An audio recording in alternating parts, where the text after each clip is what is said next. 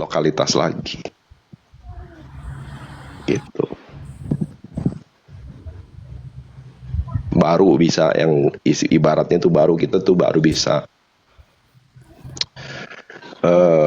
apa namanya berbuat sesuatu itu ya berpartisipasi sama sang pencipta. Iyalah kalau enggak mana bisa Cohen tuh bisa apa sih gitu. Kalau nggak dibisakan gitu.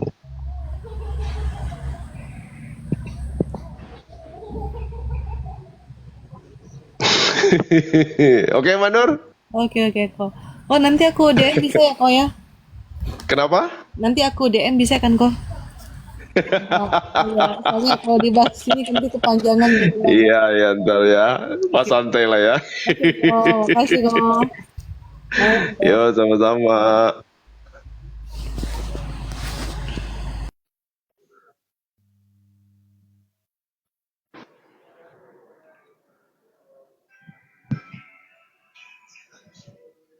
Yang mau naik request ya.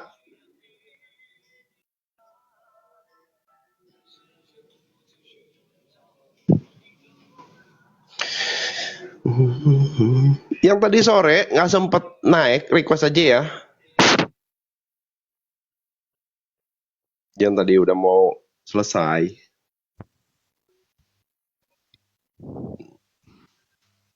Halo, Halo, malam Kohen. malam. Ini suaranya kecil atau gimana ya? Kok di saya kecil ya? Oh, masih kecil nggak? Masih kecil. Oh, Pakai aduh, Bluetooth? pakai headset. Cuman saya udah gedein. Oh dibuka aja headsetnya. Buka, coba sebentar. Malam. Udah. Udah, lebih jelas? Nah ini baru gede di saya. Oke. Oh iya. Dengan siapa Mbak? Saya dengan Aris di Cikarang. Baris ya. Ya. Ya, gimana Baris? Baru ya kesini Eh, ya? kenapa baru pertama kali naik? Oh, Cuman dari oh baru pertama kali naik, tapi iya dengerin ngikutin ya udah lama. sesekali aja tapi nggak begitu rutin. Oh iya, gimana gimana Baris? Nggak, saya mau tanya aja Kohen. Maksudnya saya kan belajar spiritual lah ya. Apa namanya udah mungkin 2 tahun, 3 tahun gitulah. Mm-mm. Pertama dulu belajar loa gitu kan. Terus Mm-mm. akhirnya nyambung ke beberapa hal gitulah tentang spiritual. Terus Mm-mm. belajar Udah dapat banyak meditasi. belum? Ya, menurut saya belum banyak ya Dari Loa maksudnya? dari Udah dapat loa. berapa M? Enggak, akhirnya nyambung ke bukan ke loa, akhirnya malah nyambungnya nggak ke manifestasi. Ke? Akhirnya ke pembenahan diri gitulah. Oh iya. Mm-mm. berarti berarti ini dong ya, tersesat dong ya. Selama Harusnya ini ternyata manifest ngurusin tersesat. miliaran ya kan? Mm-mm, mm-mm. Terus gimana Mbak? Lanjut. Setelah belajar loa, terus belajar banyak ya inner child, terus trauma kayak gitu-gitulah. Mm-mm. Terus sempat pengaktifkan kundalini apa segala macem. Wih, sampai Kundalini belajar. Iya, Di Atunemen maksudnya? Di Saktipat? kenapa? Di Kundalininya di booster Mm-mm. sama master atau Iya, bagaimana? di booster sama master. Oke, udah. Mm-mm. Udah beberapa kali. Biar jadi healer maksudnya. Ya sempat belajar healer juga, nyambung ke situ. Sekarang masih? Sekarang belum lama belajar healer, cuman saya belum praktek. Sempat praktek ke keluarga tapi belum ini. Akhirnya healer Oke, untuk diri sendiri. oke. Mm-mm. Terus lanjut. Terus ya ada satu problem lah yang saya pengen maksudnya mencari solusi gitulah. Eh Silakan. ya setelah belajar healer, terus segala macem tuh ada konflik sama suami. Mm-mm. bukan konflik lah. Terus dia tuh merasa saya tuh berbeda gitu loh kok. Dari segi Misalnya maaf saat berhubungan suami istri gitu kan, mm-mm. saya apa kayak lebih apa Resisten. menjaga diri gitu loh, pengen Iya, suami minta izin resisten. dulu, ya Iya, kayak gitu, resisten. iya, Kayak ada halangan gitu ya. harus dia maksudnya minta izin dulu apa kayak gitu gitulah, yang apa Mm-mm. menghargai diri saya sendiri kayak gitulah. Tapi menurut Mbak gimana? Memang begitu? Seperti omongan suami atau enggak? Kalau Iya dari memang Mbaknya begitu. ya. Memang begitu. Memang begitu. Kenapa? Iya, Karena sadar soal sakral itu ya. iya, Oke. Tapi kan suami. iya benar. Cuman maksudnya kalau dulu maksudnya mungkin terlalu pasrah apa kayak gitulah, nggak pakai ini. Mm-mm. Kalau kalau sekarang maksudnya harus benar dari hati, kemauan apa kayak gitu. Jadi sama-sama ini gitulah. Oke, Maksudnya oke. nggak asal dia mau saya ayo atau kayak gitu. Oh, jadi maksudnya ada kesepakatan gitu ya. Iya, ya pokoknya saling inilah saya bilang apa? Oh iya Saling ya. menghargai Terus apa lanjut lanjut. gitu. Nah, terus terakhir-terakhir dia marah gitu kan, terus bilang kalau apa? Ini tuh kamu aliran sesat, dia bilang gitu. Aliran sesat. Iya, Ya, terus. udah dibilang bullshit, apa namanya ajarannya tuh nggak ini. Kalau mau doa ya Mm-mm. sama Tuhan gini-gini kayak gitulah. Kita kebetulan Mm-mm. berbeda agama gitu kok. Oh gitu. Oke, oke. Mm-mm. Terus? Ya jadi kayak gitu. Jadi saya kemarin tuh maksudnya saya juga nggak bisa banyak jelasin ke suami. Pengennya dia belajar sama-sama sama saya gitu kan. Oh Meski jadi harus ada syarat gitu. bukan maksudnya saya tuh pengen awalnya tuh pengen dia belajar spiritual juga. Jadi kan saya pernah mengalami apa ya nggak tahu kebangkitan atau apa saya nggak tahu tapi saya merasa apa saya belajar spiritual di sini tuh kayaknya eh, menurut saya tuh lebih jalurnya Lebih tuh baik lebih dari pas dia. gitu. Iya, Oh, oke. gitu. Menurut Mbak bener nggak kayak gitu? Ya mungkin karena mungkin saya merasa lebih baik itu ya nggak benar ya. Iya, yang pasti nggak bijak.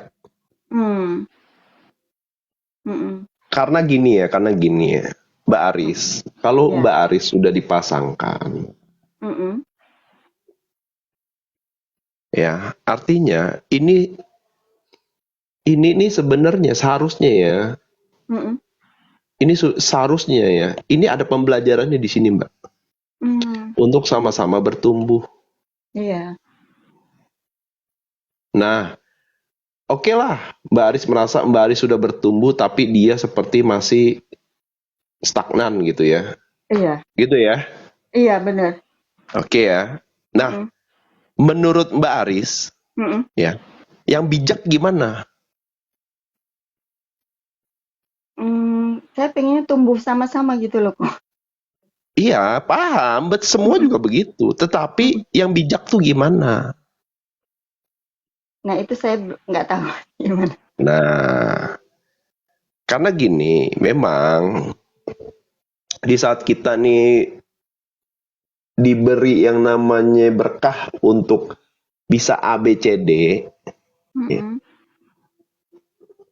fokusnya kan inginnya kan, Mbak Aris itu kan ingin yang namanya itu bermanfaat, gitu ya. Iya.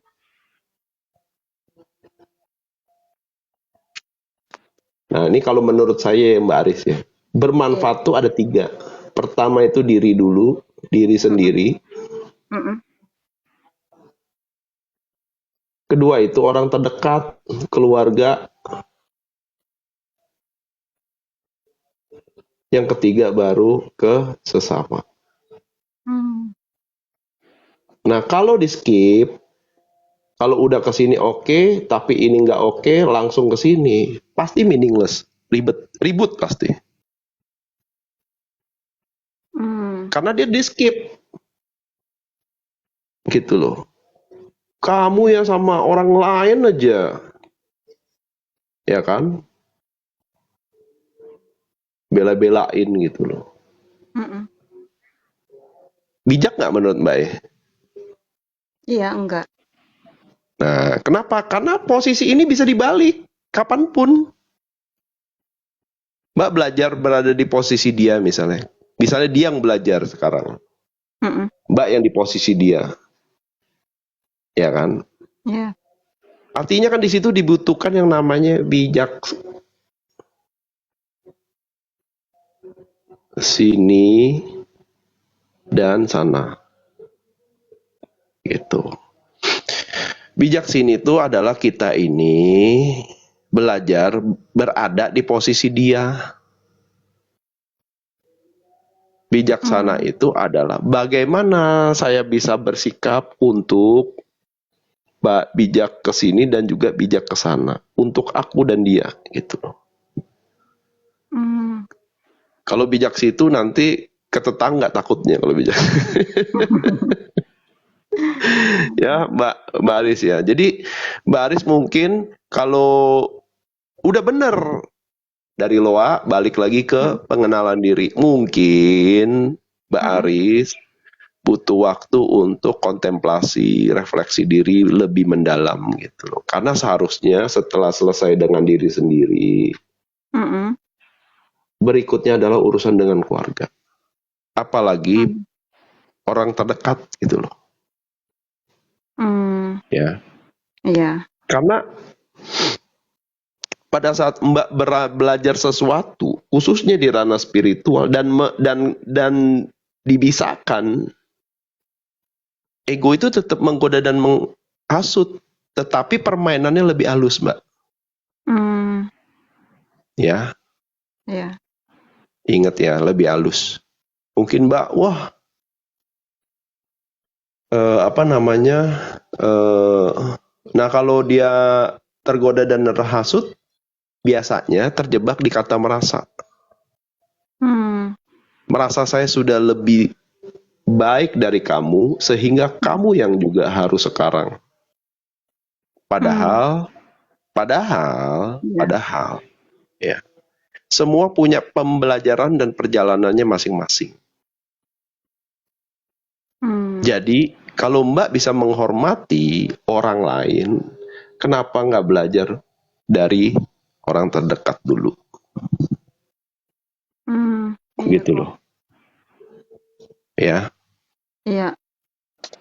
Ya mungkin selama ini sejak belajar ini kan saya jadi lebih, maksudnya banyak ngasih tahu ke suami malah. Nah, karena gini ya Mbak ya, Mbak Muslim? Iya, saya Muslim. Oke, nanti coba Mbak baca soal makom istri dan makom suami. Ya, dibaca aja, biar nanti paham gitu loh. Ya, kalau udah dibaca barulah nanti kita ngobrol lagi. Seharusnya udah paham nggak kalau udah memahami makom istri sampai di mana, makom suami itu di mana?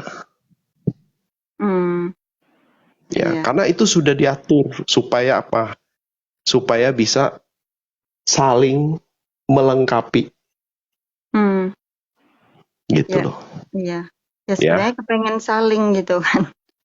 Nah, makanya mungkin pengetahuan soal makom itu masih belum dipahami secara detail. Nggak apa-apa, namanya juga belajar, betul nggak? Iya. Gitu. Jadi Mbak Aris coba gali lagi, belajar lagi, cari tahu lagi, riset lagi soal yang namanya makom suami, makom istri itu di mana gitu loh. Letak duduknya, tatanannya di mana. Iya. Ya. Iya. Nah, supaya bisa melihat dari sudut pandangnya dia gitu loh. Oh, dia tuh melihatnya dari makom ini. Gitu. Melihat saya maksudnya. Iya. Ya, kan ujungnya balik ke diri Mbak sendiri kan? Iya, benar. Gitu. Ada lagi? Enggak sih, itu aja untuk sekarang kok. Nggak apa-apa. Ya, jadi Mbak Aris coba perbanyak dulu deh, ya, riset dulu gitu loh, supaya nanti nggak terburu-buru menyimpulkan, ya. Iya. Supaya nanti bisa bijak sini dan juga bijak sana. Iya, iya kok. Oke, Mbak Aris? Iya, oke. Makasih Oke, banyak kok. Ya, terima kasih sama-sama. sama Semangat. malam. Ya. Selamat malam.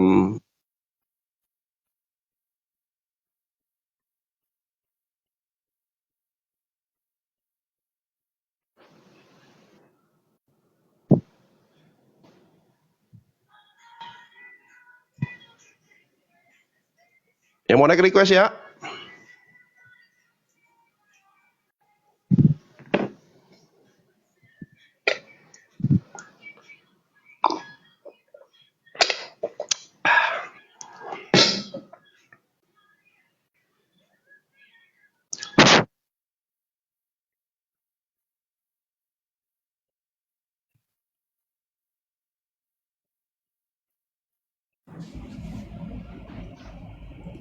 Malam kok. Malam.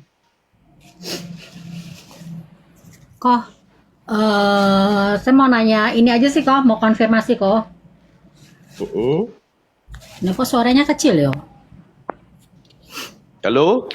Iya, udah keras kok. Kok, kan kemarin Iya. itu ada apa sih? Pertama kan yang waktu jiwa turun itu loh, kan ada persetujuan, ada apa Hmm. namanya, kesepakatan, ada kurikulum. Yang terakhir saya lupa tuh, yang keempatnya apa yo? Tuh. Yang kau bilang kemarin itu. Tunggu, mana ya?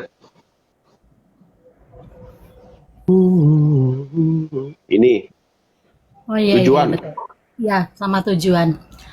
Enggak, saya mau nanya aja sih, apakah misalnya nih ya, berdasarkan pengalaman atau juga mungkin berdasarkan research dari Cohen sendiri gitu ya, apakah kalau misalnya nih, eh kalau yang kurikulum gitu ya, kan kayak tadi ya, kan kau bilang kan pertama kan urusannya diri sendiri, habis itu tadi keluarga, habis itu sesama gitu kan.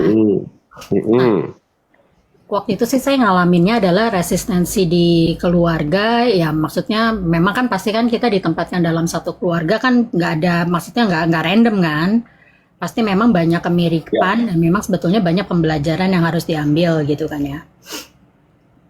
Tapi dengan kesadaran saya pada dulu gitu ya, pada saat yang waktu dulu itu, biasalah standar kan kalau belajar baru bawaannya ingin ngajak, ingin nyelamatin gitulah, acting as a hero itu standar. Menurut saya tuh jebakannya memang di situ. Nah, waktu itu akhirnya kalau saya sih ngalaminnya akhirnya ya udah, karena waktu itu resistensinya tuh cukup gede. Bahkan waktu itu saya pikir masalah biaya gitu segala macam ya boleh aja lah saya tanggung atau segala macam asal mereka mau ikut gitu kan. Tapi kan ada beberapa yang ikut tapi nggak efektif. Memang kayaknya kalau tipe membayarkan orang gitu ya, kalau orangnya nggak minat, saya udah nyoba berapa kali yang ada ya kayak gitu. Istilahnya buang-buang, nggak bisa sih, nggak bisa saya bilang buang duit ya, tapi mungkin nggak optimal gitulah ya kan ya kok ya. Nah akhirnya Terus? waktu itu sih saya ngelihatnya ya kok ya, jadi kan berarti kan kurikulumnya udah miring nih, saya nggak ngerti nih masalah kurikulum, tapi kalau saya sih ngerasanya tuh kurikulum itu bisa adjustable gitu. Jadi misalnya nih ya, kalau berjalannya agak bener gitu, misal saya ke kanan dulu gitu kan seharusnya, ya tiba-tiba saya milih nih, kan saya punya free will kok.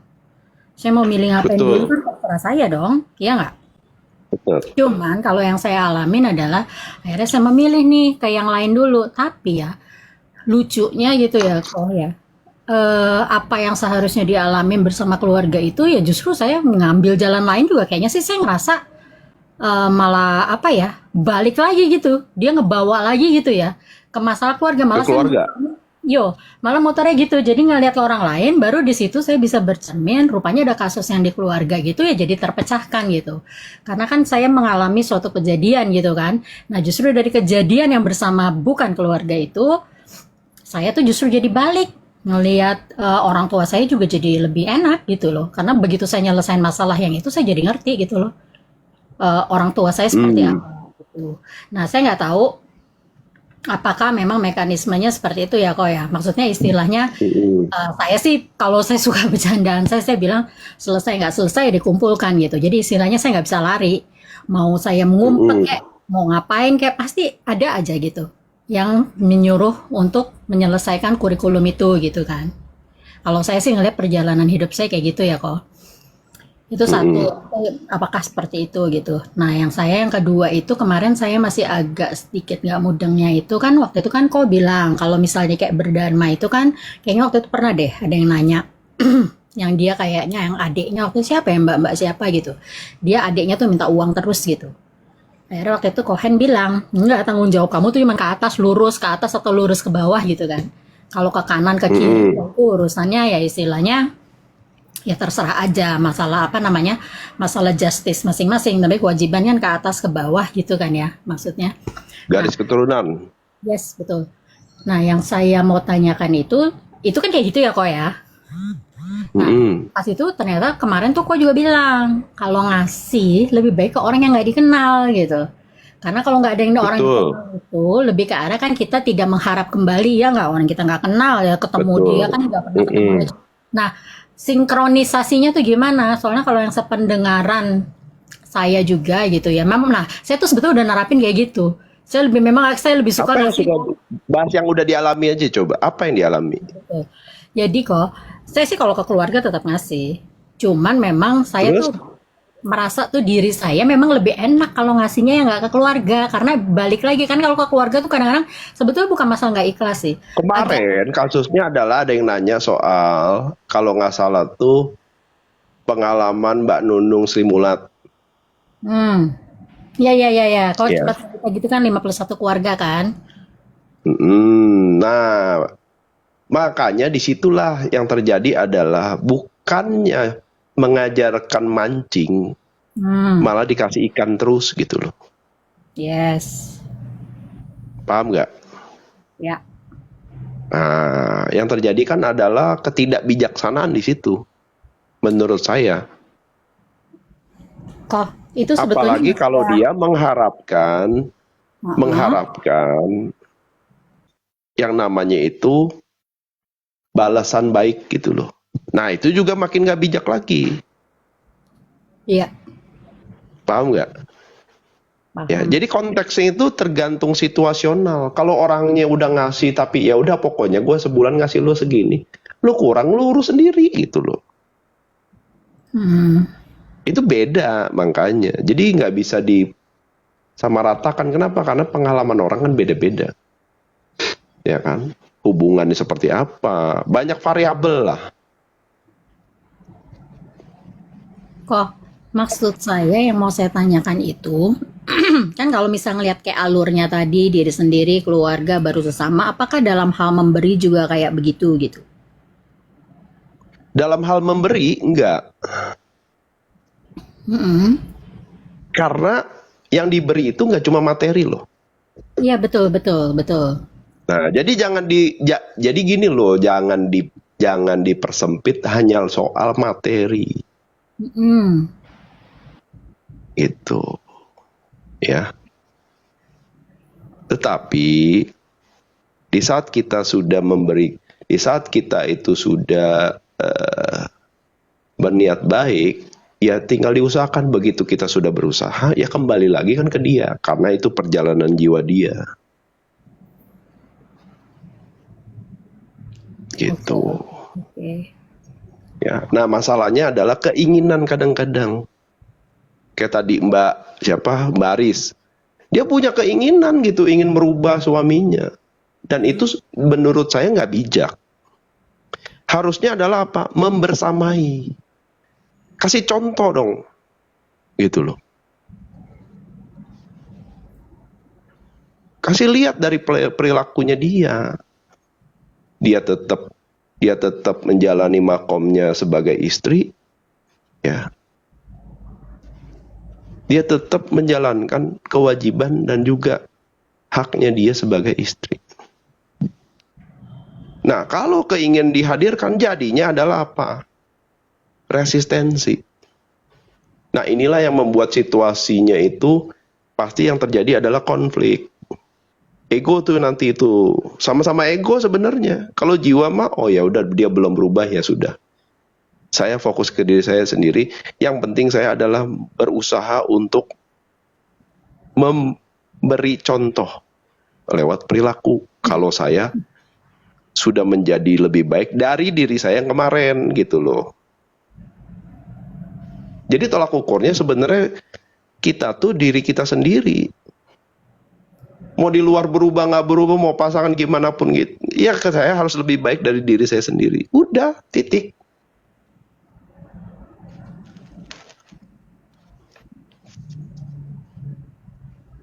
Nah kalau kasusnya Mbak Nunung itu kan dia bablas, gak bijak dia kalau menurut saya. Menurut saya loh ya, Mm-mm. itu.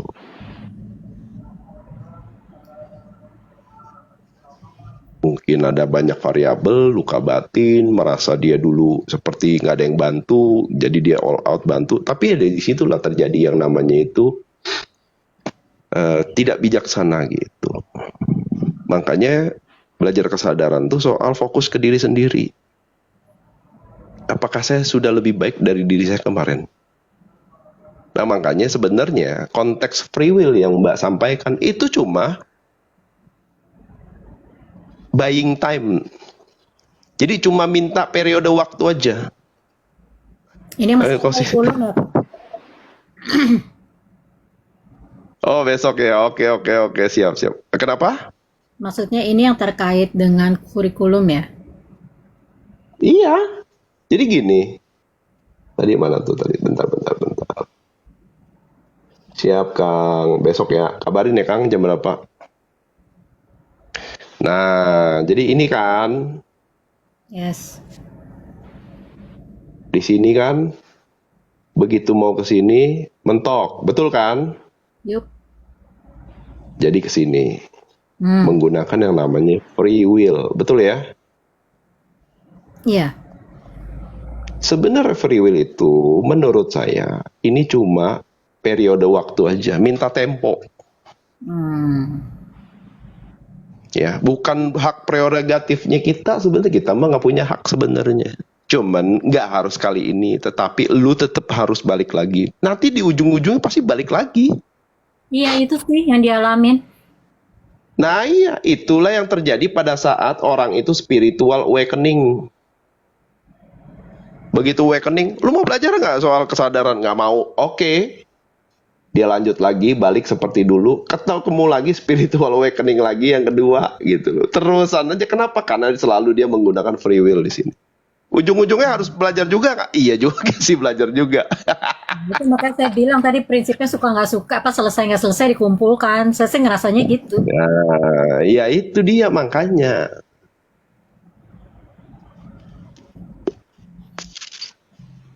Jadi secara halus free will itu adalah apa? Bentuk Negonya kita gitu ya. cinta kasih. Heeh.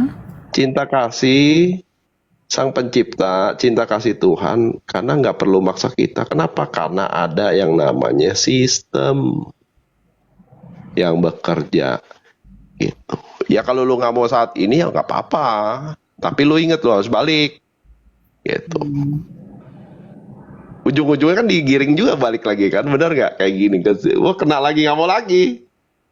Spiritual awakening ketiga, jilid 3 gitu aja terus. Termasuk ini kan konsep reinkarnasi juga kan kok, sebetulnya bentuk kasih sayang juga kan. Kalau itu nanti, kalau itu nanti itu beda konteks, gitu, ya. Karena harus memahami dari menggunakan kacamata yang berbeda. Kalau pakai kacamata yang itu nanti akan ada apa namanya tuh Pertentangan batin. kesulitan dalam melihat secara netral gitu loh. Nah, yang pakai free will siapa? Ego. Ego, karena ego merasa ngapain gue harus ngikutin aturan sistem. Nah, itu kan yang terjadi. Kalau dongengnya antara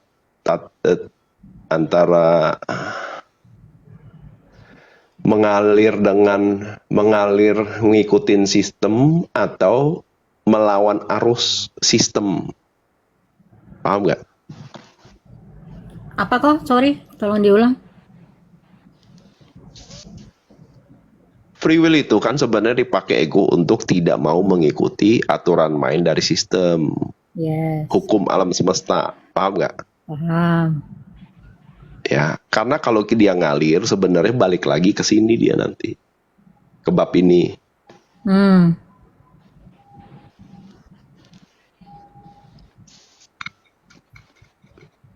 Kalau nggak muter lagi, muter lagi, muter lagi, muter lagi gitu loh, paham nggak? mm-mm. Dan di situ dia akan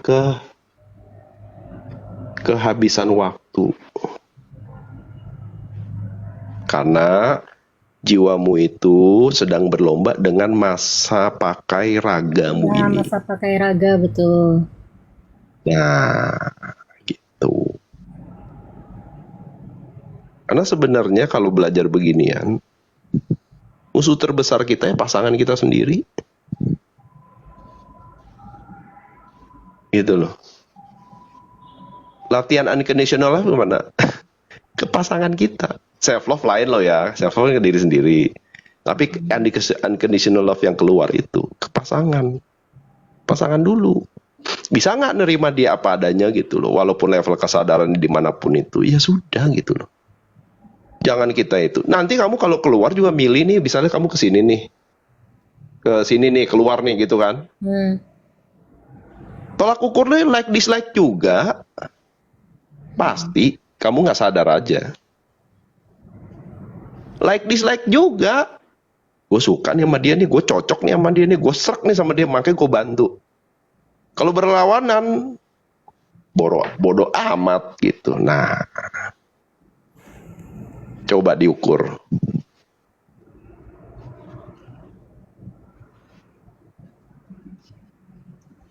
Latihannya memang di sini Mbak E. Jadi gini Mbak. Begitu dia belajar kesadaran, dia belajar soal cinta. Jadi orang yang di awal dia ini sebelum bermanfaat, dia kan kejebak di yang namanya itu luka batin kan. ya, betul. Luka batin ini diakibatkan kekurangan cinta. Paham ya? Ya, Kurang cinta dari orang tua, keluarga, figur otoritas gitu loh. Nah, begitu dia bermanfaat ke diri sendiri, dia memberi cinta ke diri sendiri lewat self love. Memberi cinta, memenuhi cinta yang kurang itu. Begitu sudah penuh gelas cintanya, ya, dia belajar praktek magang, ya, berbagi cinta itu lewat yang namanya keluarga. Gitu. Magangnya di sini. Tetapi begitu dia memahami ini, walaupun belum sepenuhnya selesai, dia pelan-pelan dia bisa praktekin juga berbagi cinta ke sesama. Tetapi ini sebenarnya salah satu perjalanannya gitu. Karena kalau dia lupa, tiba-tiba nyaman di sini, ntar suruh balik juga ke sini kok. Gitu. Makanya orang-orang kadang-kadang nyesel. Aduh, gua giliran nggak ada nyesel. Giliran udah nggak ada nyesel. Giliran ada nggak mau ketemu. nggak mau diurus gitu. Iya. Meaningless gak? Meaningless. Kenapa? Karena saya sibuk ngurusin ini. Iya, iya, iya.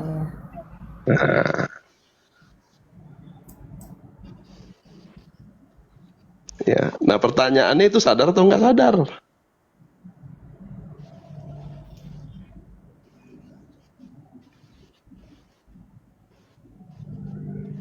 Itu. Meaningless lah. Mm-mm. Karena kita nggak bisa membersamai, cari di yang lain, bodoh amat. Nah, apa nggak kita juga nggak kita juga gitu loh. Nah kalau suami kayak gitu dia cari tempat lain gimana? Terus kita nggak ada andil di situ. Nah, jadi ini soal cinta sih sebenarnya. menuin cinta, berbagi cinta, ya udah unconditional love udah. Urutannya gitu ya. Iya. Kalau ke sini mah gampang, tapi di sini nggak susah unconditional. Susah. Pasti kamu pilih tuh yang sekasar ngomong itu tidak sama kayak ini. Ngerti nggak? Paham nggak Lebih sih? nggak ini sih, maksud saya kan kalau misalnya kayak gitu ya, kan kadang-kadang kalau misal sama keluarga gitu ya, Kak, ya, Gini, kita udah niat tapi mm-mm. pendekatannya lebih kuat gitu kan, ya nggak sih? Jadi gini, misalnya gini, pada saat dia mau magang atau praktek unconditional love, Mm-mm. misalnya ada tipikal karakter A gitu ya, cuma ada karakter A nih, gua nggak bisa masuk nih ke karakter A, oke, ya udah gua kesini deh, ketemu karakter A juga nggak bisa, mah nggak bakal dibantu, pasti nyarinya yang cocok, karakter B, oh gue cocok nih sama karakter B, baru dibantu. Sama karakter C oke. Tapi kalau A, sorry. Sama, makanya suruh balik lagi belajar untuk unconditional dengan karakter A gitu loh. Iya, iya, iya, iya. Paham kan? Makanya di Iya, sini nggak tuntas. paham. Unconditional itu nggak tuntas. Semu unconditionalnya. Mungkin Karena kamu balik cuma lagi mau kalau bantu misal, orang yang satu agama. Mungkin kamu cuma mau bantu orang yang punya pengalaman yang sama. Mungkin kamu cuma mau bantu orang yang menurut kamu. Nah itu aja udah salah, udah nggak unconditional itu, nah itu aja udah conditional ya, bukan unconditional, syarat namanya. Ya dong. Kalau tanpa syarat, ketemu karakter A juga yang ada sama di sini, kenapa nggak beresin yang ini? Kenapa milih beresin ini, maksain? Nah, namanya unconditional love. Unconditional love artinya cinta tanpa syarat.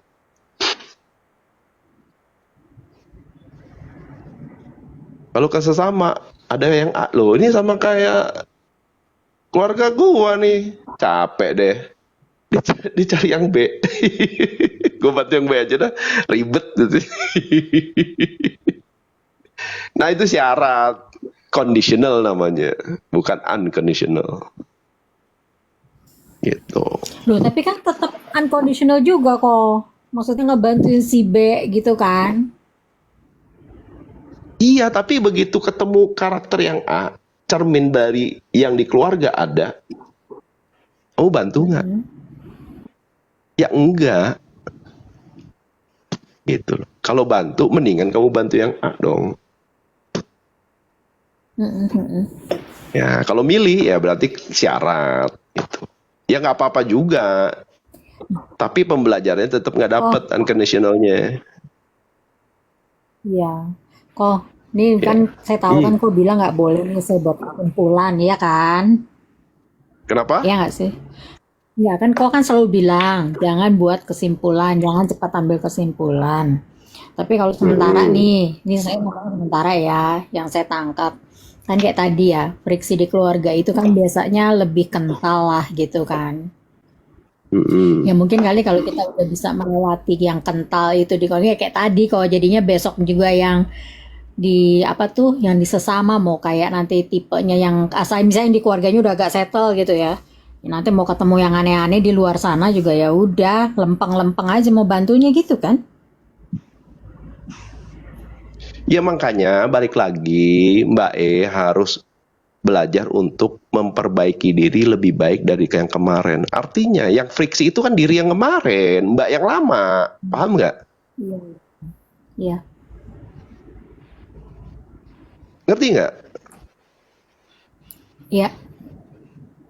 Ini kan jadi kan Kalau Mbak jadi udah kalau misalnya kalau saya Mbak ngobrol udah lebih baik dari kemarin, harusnya friksi itu ya bisa direspon lebih baik, Mm-mm. bukan dipukul rata gitu.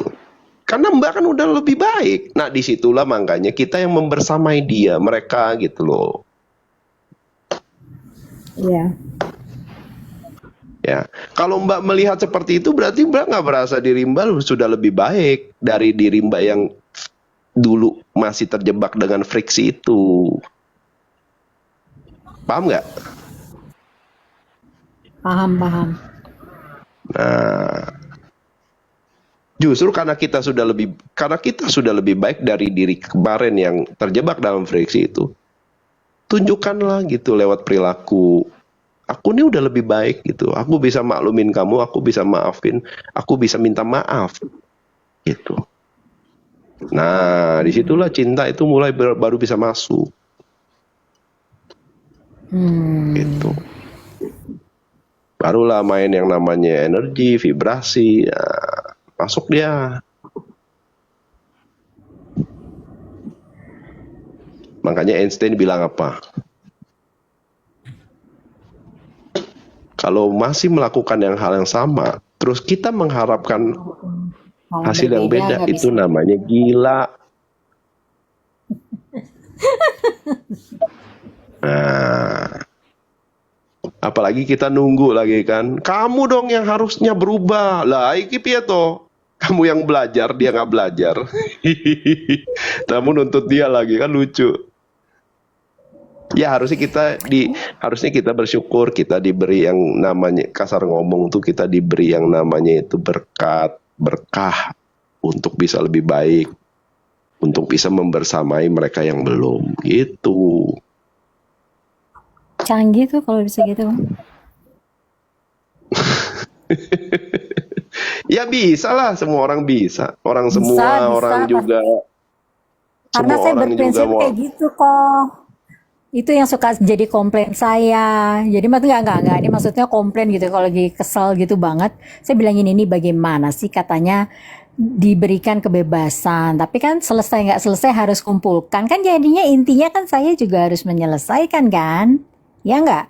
Karena balik lagi kayak tadi yang Iya, kau bilang, makanya saya tuh kalau selalu merasa kok waktu itu tuh terbatas. Sejak saya belajar jadi gini, justru itu sebelum saya makanya Mbak tuh harus paham. Nih, dicek ulang udah lagi di mana gitu loh. Ya. Positioningnya di mana? Jangan kelamaan nunggu, kelamaan muter-muter, nggak beres, balik lagi gitu loh. habis deh. Iya itu dia. Ya.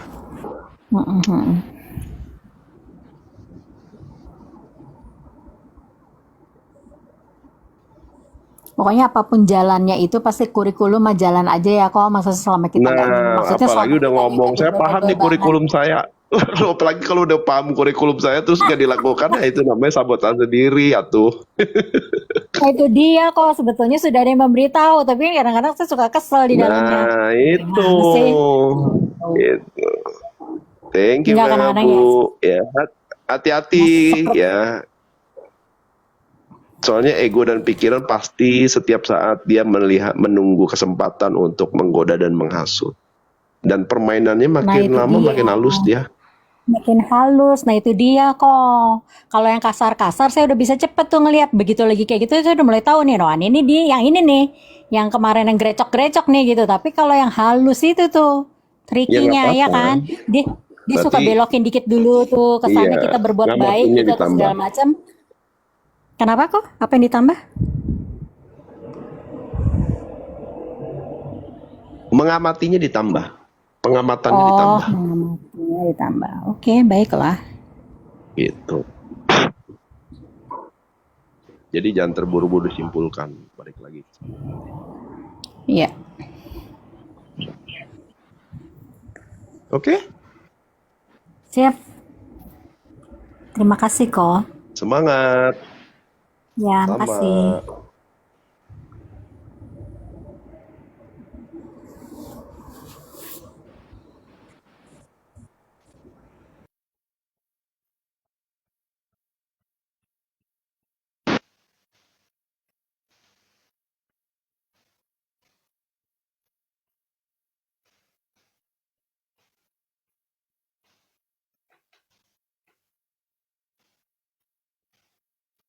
Ini bagus tuh. Pertanyaannya bagus-bagus loh guys. Bener loh, pertanyaannya bagus-bagus. Esensial banget gitu. inilah ya sebenarnya proses bertumbuh tuh kayak gitu. Dia udah praktek, udah jalanin, ketemu rintangan, ditanyain, itu benar. Proses bertumbuhnya memang begitu, itu namanya progresif. Gitu. Jadi sebenarnya bagus banget pertanyaan-pertanyaan itu tuh diajukan tuh bagus. Ya, dia ketemu rintangan, dia udah ngakalin gimana, tinggal bagaimana perspektif dari Cohen gimana. Nah, begitu dia itu oke, tadi praktek lagi. Ya. Jadi kita semua belajar gitu. Saya juga belajar dari pengalaman-pengalaman yang tadi. Tapi pertanyaannya bagus, mewakili lah. Baik bagi yang belum nyampe di situ maupun yang sudah bahkan sedang ada di situ gitu loh. Tuh, terjawab sudah kan? Nah, ya gitu loh. Ya. Makanya disitulah ruang diskusi itu penting, guys. Ya, kita sama-sama. Saya juga belajar loh. Jadi nginget lagi, belajar lagi.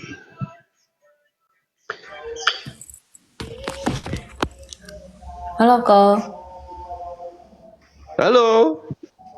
jelas nggak Ko? Nah, dengan siapa nih namanya? Lupa saya. Ella Ko. Yang di Ponti kan? Iya, Oh iya, iya. Gimana? mau nanya Ko, kan aku dengar-dengar dari tadi, terus kemarin-kemarin aku kan juga lihat kan yang live yang terdahulu yang nggak sempat ku lihat gitu kan. Terus kan aku mau nanya soal kemelekatan.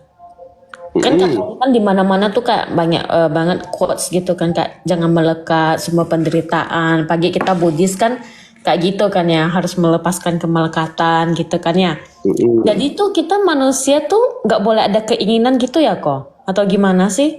Jadi tuh aku tuh bingung sekarang kalau aku analisa diri aku sendiri kan ya, aku misalnya aku lihat tuh frekuensi aku di mana, aku tuh masih di hasrat, keberanian, Keinginan.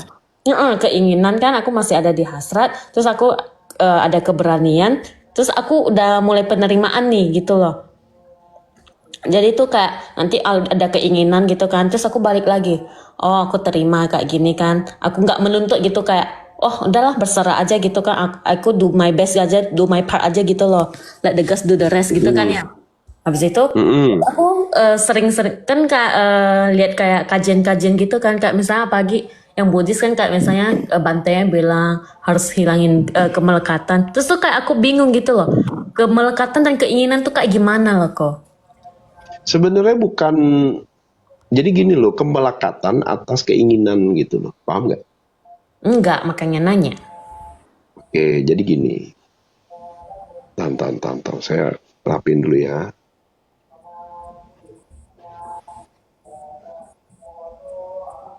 Kamu tahu rumusnya penderitaan nggak sih? Semakin kita menginginkan sesuatu, terus realitanya nggak terjadi, makin menderita, benar nggak kok? Tuh, jadi ini yang namanya realita. Oke,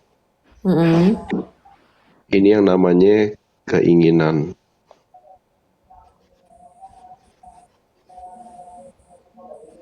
Nah, selisih antara ini itulah yang disebut sebagai penderitaan.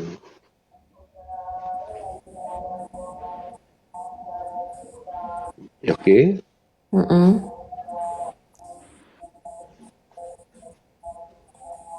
Gitu.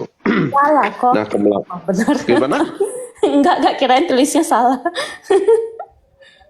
Nah, Benar. kemelekatan itu biasanya ya, karena ini biasanya kita ini melekat terhadap ini dan juga ini. Gitu loh. Karena di sini ini yang ada adalah apa? Penerimaan.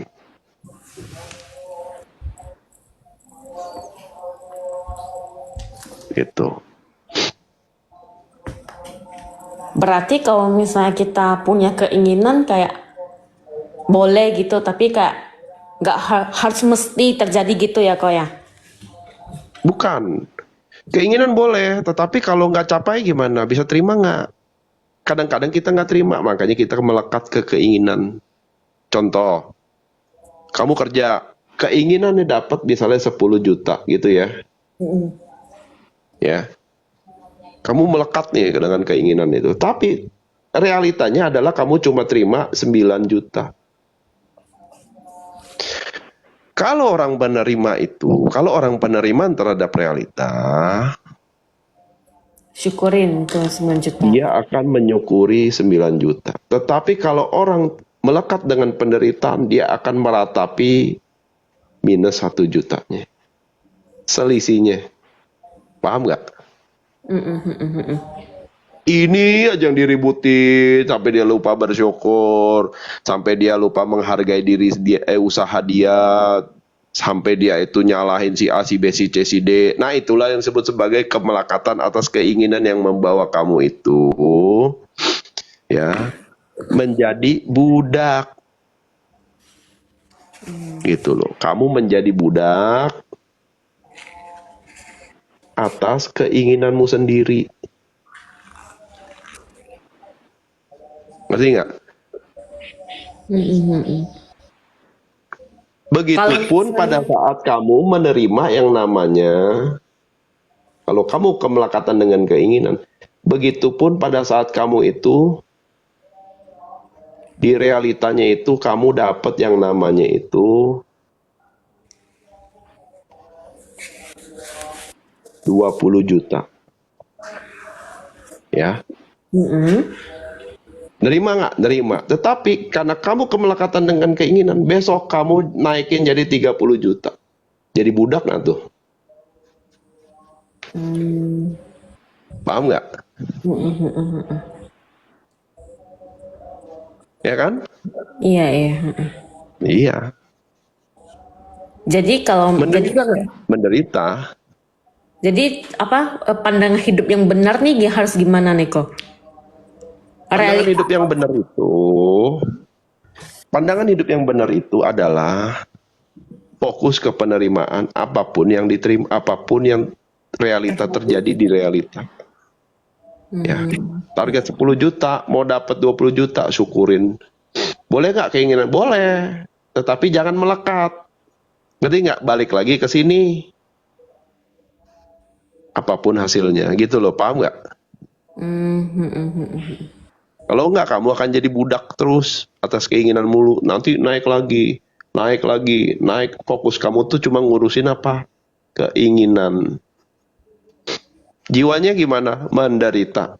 Karena apa? Capek. Lelah batin kok. Berarti kayak Ngurusinnya apa? Ngejar materi. Karena kamu nggak, begitu ini naik, begitu kamu nggak penerimaan nanti, jelas gitu ya kok ya. kebutuhan kamu naik juga nanti. Gaya hidup naik, betul nggak? Iya. Nah, disitulah makanya perbudakan itu terjadi gitu pada saat itu. Ya. Saya pernah ketemu kok orang tuh gaji 700.000 happy. Tapi begitu dia bisa gajinya 10 kali lipat 7 juta, nggak cukup. Bingung nggak?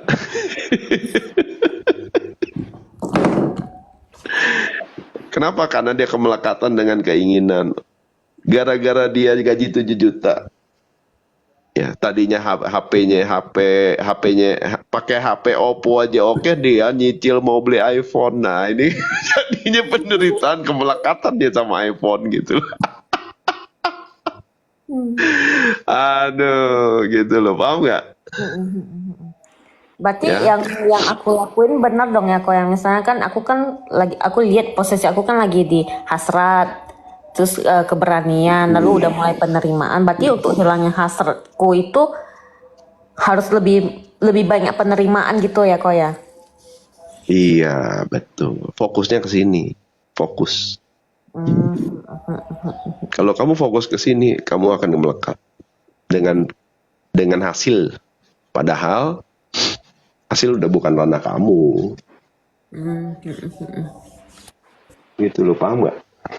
Iya paham. Terus aku mau nanya tuh kok, kan aku lihat kan yang video yang koko koko repost gitu loh kan, yang live kayak gitu lah kan. Terus Ya apa? tentang yang koko live kayak gini, kayak ada materinya gitu loh. Terus? Jadi kan aku kan tiap pergi kerja aku tuh selalu kayak buka dulu VT-nya Koko sambil dengerin sambil bawa mobil gitu kan. Habis itu aku dengar terus yang kemarin tuh yang temanya yang magnet hidup ya atau apa itu loh. Mm-mm. Habis itu kan ada tentang law of attraction gitu kan. Kan itu kan berhubungan dengan keinginan juga gitu loh kan.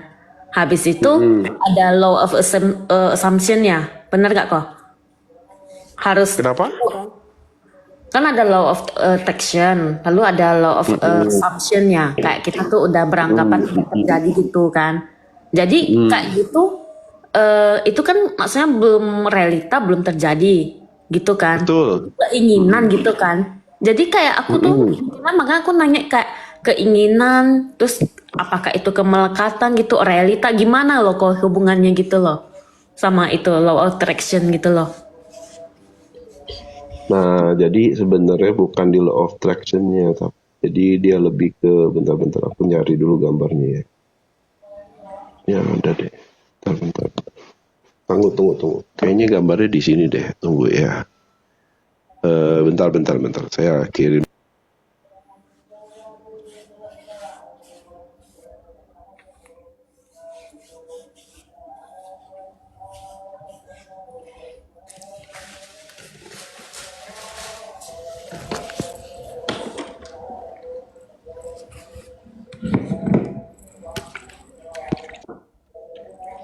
Nah, jadi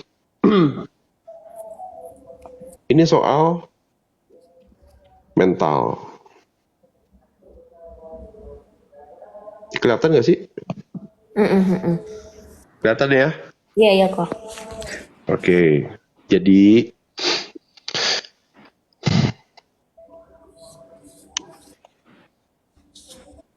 ini soal yang namanya itu mental. Ini nih mental yang ini nih. Mental yang tanda kutip itu netral. Nah, kalau orang yang berada di zona netral itu berarti urusan non fisik, urusan batin sama urusan fisik dia bisa ketemu di tengah. Ya. Jadi kalau bicara manifestasi itu adalah berawal dari kesadaran yang netral ini. Jiwa yang tenang nih. Ya, kenapa? Karena dia tidak lagi netral itu, dia tidak terperangkap oleh yang namanya no emotion, pikiran, bebas dari pikiran dan juga bebas dari perasaan. Atau kalau teman-teman paham soal manas, PPE, pikiran, perasaan, emosi. Nah, artinya jiwa yang tenang itu adalah jiwa yang berdiri yang berada posisinya di luar manas. Ini jiwa nih, mengamati manas.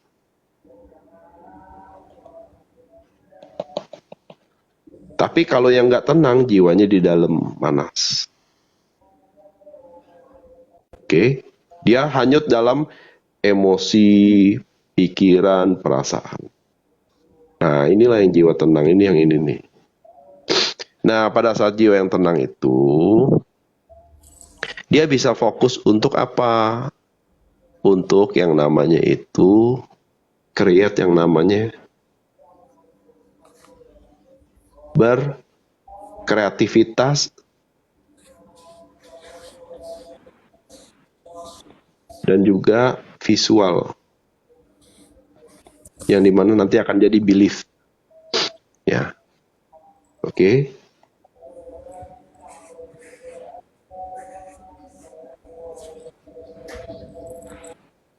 Ini kan adanya di Ini kan adanya di alam tak tampak nih. Paham nggak? Ini kan adanya di alam tak tampak nih. Ini alam tampak. Kayak orang arsitek bikin rumah itu dari alam langsung manifest atau dia mulainya dari sini? Ya, di imajinasi dulu kan ya. Betul, dari visualisasi, dari yang namanya kreativitas.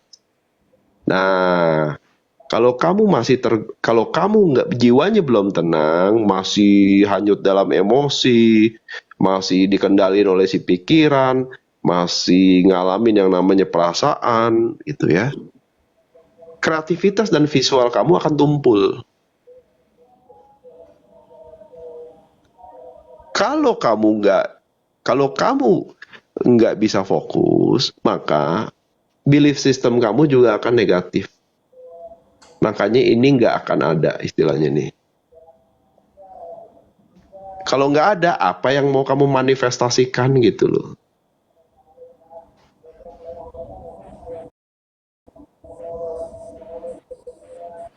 Nggak ada juga. Paham ya? Yang ini paham kok, tapi kan yang maksud aku tanya kan kayak misalnya orang Assumption.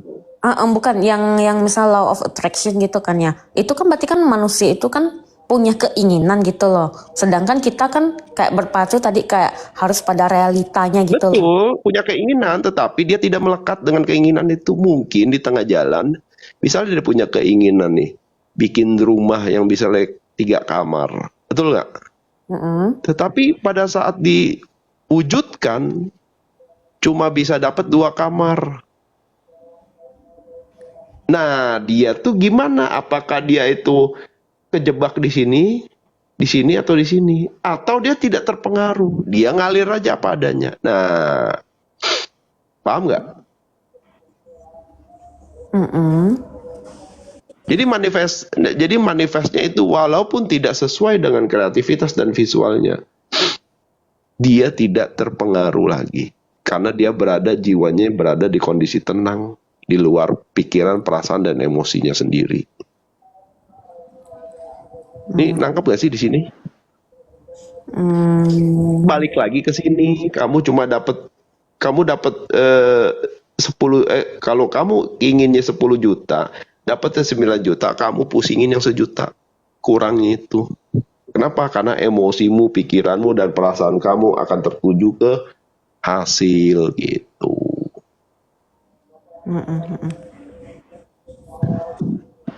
Jadi kalau mau berlimpah ya modalnya dari sini, mentalnya dulu. Gitu.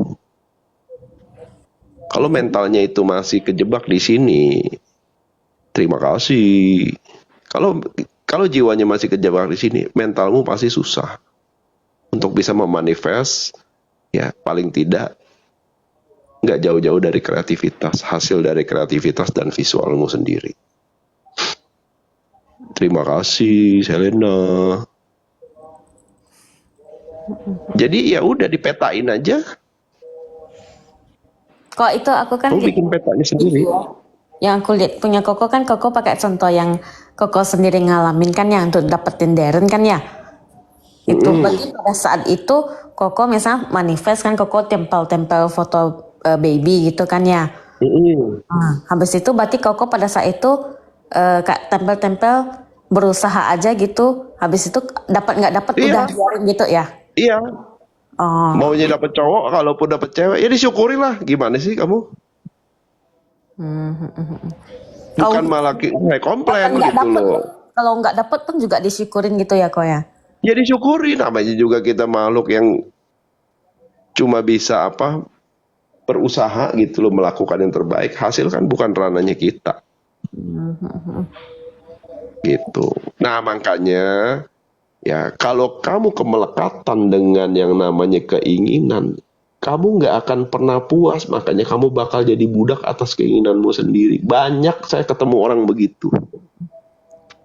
Makanya yang tadinya gajinya 700 dia bisa happy dengan apa yang dimiliki, dia bisa bersyukur, hidup makan enak, tidur enak. Lah dia begitu dapat 10 kali lipat gaji 7 juta, keinginannya tambah banyak. Ngerti nggak? Iya, iya.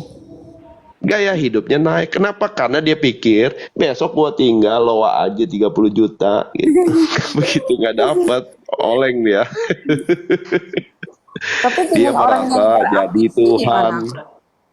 Kenapa? Kalau orang yang berambisi gitu gimana? Kebetulan aku lumayan ambisi gitu orangnya. Ya kamu bisa nerima nggak? Kamu kemelekatan nggak dengan hasil? Oh, pokoknya intinya harus terima realita itu ya. Nah, gitu. Jadi kuncinya di penerimaan, balik lagi.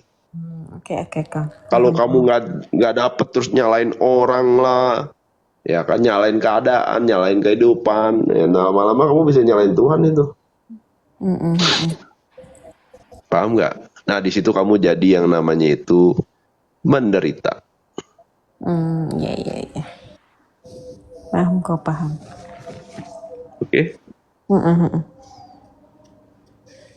Mungkin dapat secara duniawi mungkin dapat, tapi kamu kehilangan soal pertumbuhan jiwanya.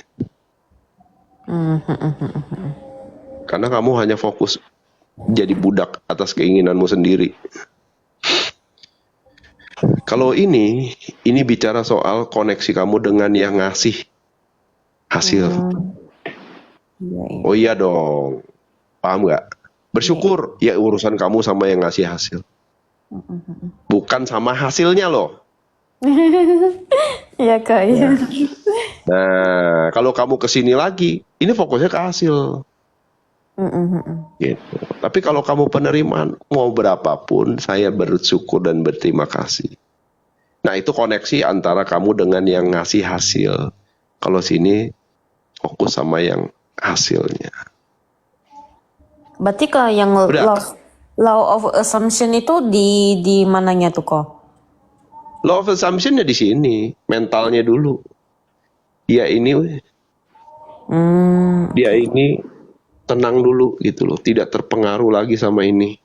Makanya posisinya di luar. Itu ya sebenarnya ke sana sih. Cuman dipersingkat dengan ya law of assumption.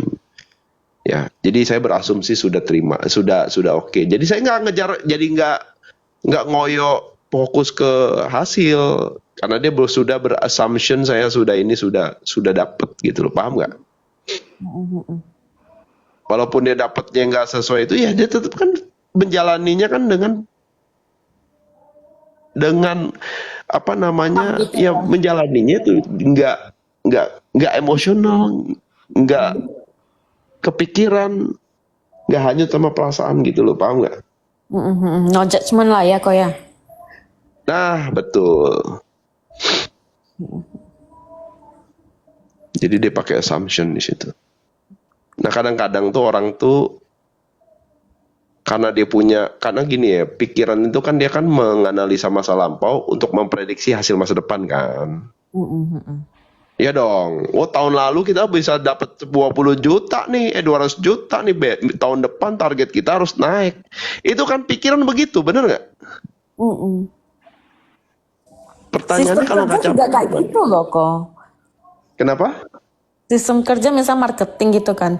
Kamu bulan ini, 3 bulan ini gitu kamu berhasil kayak gini. Betul. Bulan keempat Makanya kamu hanya jadi budak di situ, budak bosmu. Paham nggak? Kalau udah jadi budak apa? Menderita. Kenapa menderita? Capai target bosmu yang gendut. Kamu tipes. Iya. Betul nggak? Iya, benar-benar. Nah, paling naik gaji 10%, ya udah deh siap tahunnya. Tapi kamu udah untuk capai itu kamu kembang kempes itu, bisa sampai tipes itu. Begitu capai, wah hebat, terima kasih, bagus sekali. Ya. Begitu lihat target naik lagi. Saya tuh pernah di corporate kayak gitu. Aduh,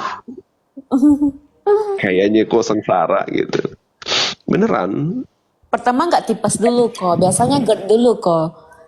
Agak benar pengalaman ini. gap dulu. Enggak sih, Kalau kalau aku meeting lihat, kayaknya aku aduh lihat saudara gimana gitu kan. aku udah nggak Ya kerja beneran, sih. apalagi kalau kerja sama orang-orang asing. Iya. Saya 3 tahun kerja sama orang asing, aduh, cukup tahu akhirnya udahlah nggak usah lah. Mendingan kerja kayak gini. Hidup tenang, tidur enak, jiwa juga apa namanya tuh happy jiwanya. Karena melakukan sesuatu yang bermanfaat bagi jiwanya. Ada pertumbuhan jiwanya.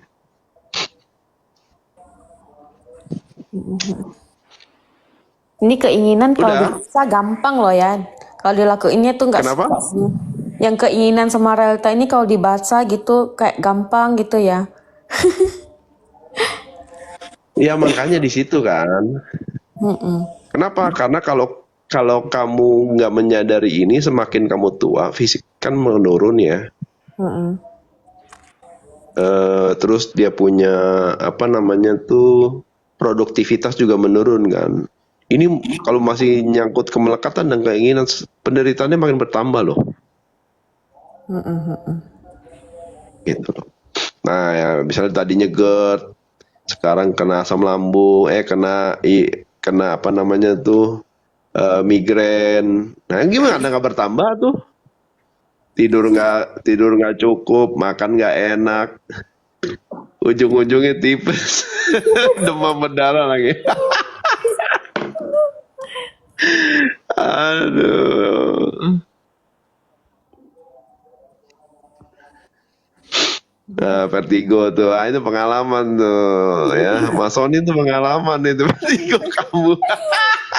Apalagi kalau ditanyain meeting ya kan, meeting achievement. Berapa persen achievement? Aduh, udah ini nih ngomong itu udah, aduh hidup tuh beneran deh guys.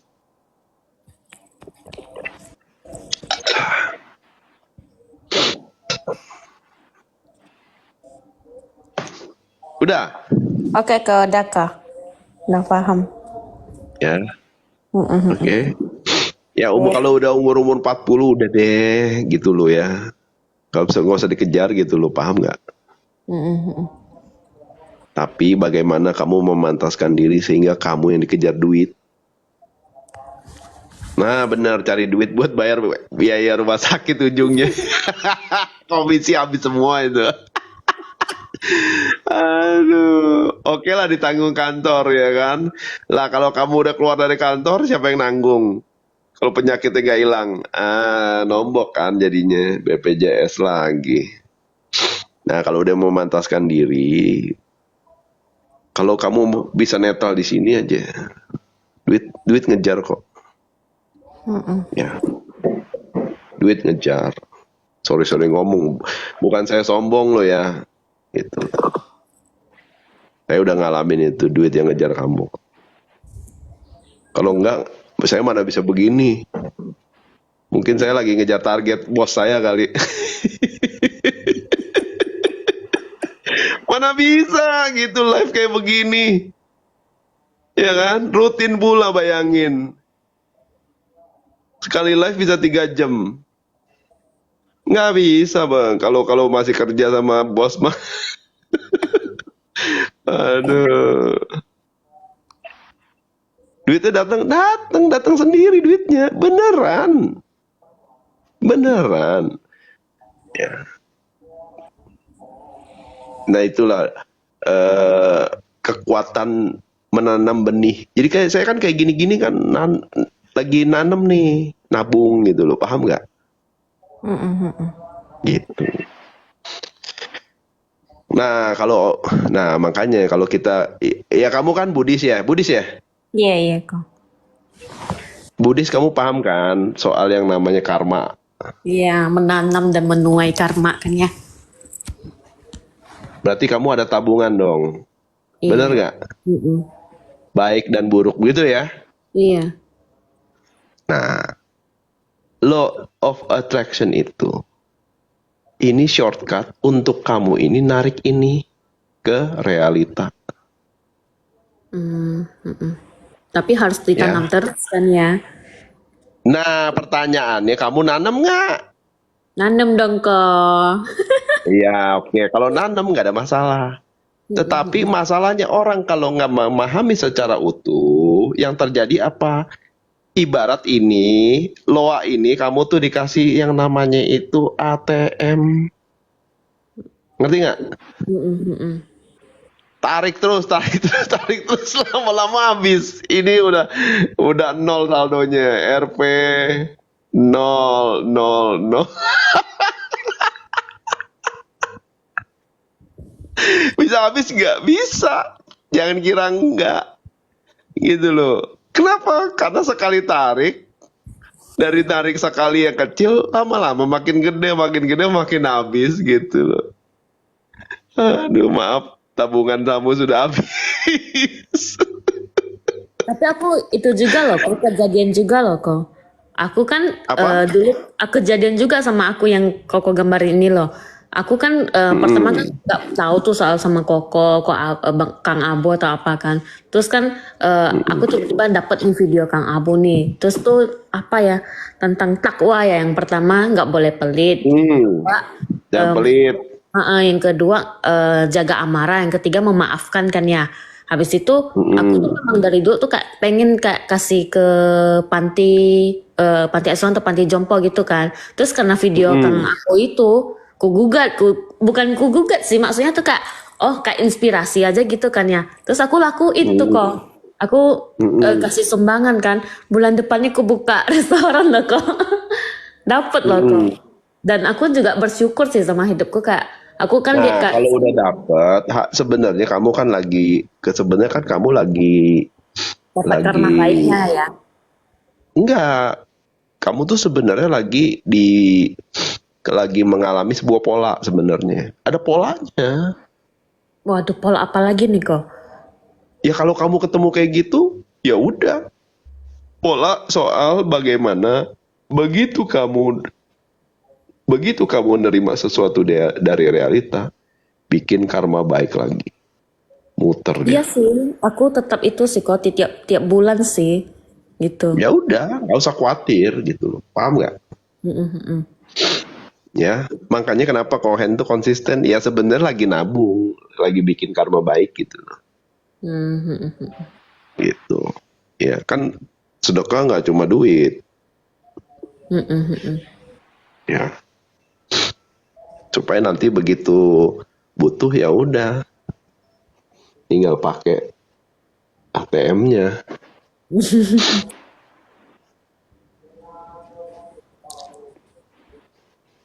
Udah? Oke kak, udah kak. Thank you ya kak ya. Udah. Jadi udah nggak ini lagi ya, udah nggak bucin lagi ya. Enggak lah, aku lebih kayak gimana ya? Kayak lebih Kan di penerimaan awal sih kok. pertama soal bucin kan? Iya, kok ingat aja dia. Hebat loh guys dia. Waduh, dari bucin ya, sekarang udah ngomongin duit guys. Enggak, duit memang tetap nomor satu sih kok. Ya itu berarti namanya sadar gitu loh, daripada bucin kan nggak ada gunanya gitu kan. Benar nggak? Iya. Bikin migran aja dikit-dikit nangis. Tapi kok aku mau nanya lagi deh, jadinya deh. Aku kayak ngerasa itu Nambah dia. Kenapa? nggak, aku tuh kayak dalam hidupku tuh aku semenjak umur kayak 26 gitu aku memang udah nggak bekerja gitu, aku buka usaha gitu kan ya. Habis itu aku tuh kayak ngerasa tuh kalau misalnya soal duit tuh kayak ada aja gitu loh yang datang gitu loh. Itu tuh Terus? kayak gimana ya, maksudnya tuh apa itu karma baik atau gimana ya kok ya? Ya bisa jadi, ya memang itu karma baik. Makanya tergantung dari fokus. Kamu fokusnya kemana gitu. Tapi kadang masih Nah, kadang-kadang. kayak ambisi yang tadi aku bilang itu loh, yang aku tanya itu Koko itu Nah, loh, kayak hati-hati, makanya hati-hati di situ. Ya.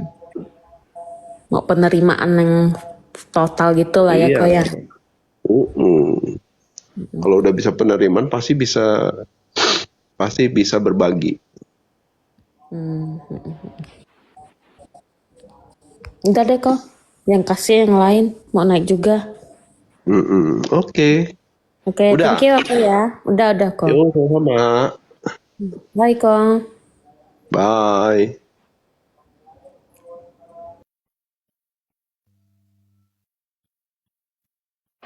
Nggak boleh pelit, jaga amarah, sama memaafkan. Itu mau takwa, Kang Abu.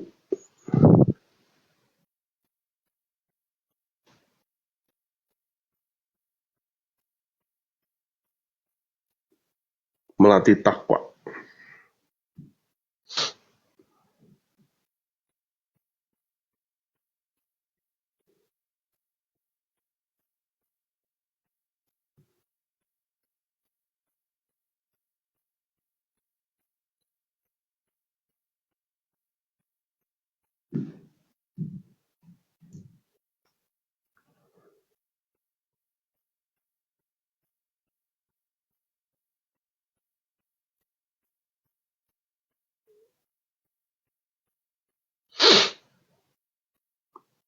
Lah, ini kenapa si Iqbal muter-muter ini?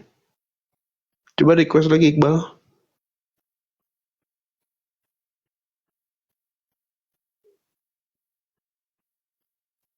Kayaknya sinyal kamu deh. Coba request lagi, Iqbal.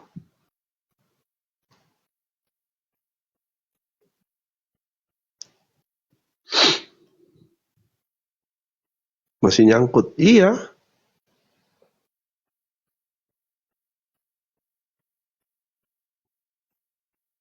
Tadi sempat kelempar. Ya, coba request lagi aja, nggak apa-apa.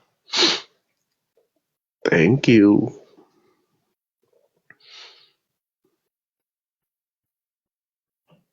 Yang mau naik request ya.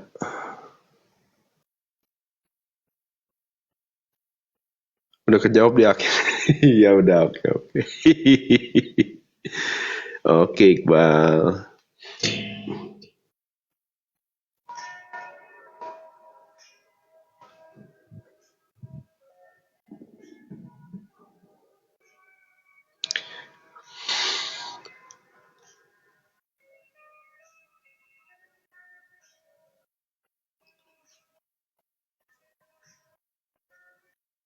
Ya, kalau keberlimpahan sih menarik ya.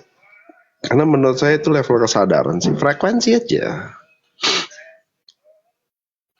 Apakah vibrasimu sesuai dengan frekuensi yang dituju, atau vibrasinya dari kekurangan gitu. Kalau dia dari kekurangan ya tetap sama juga bohong.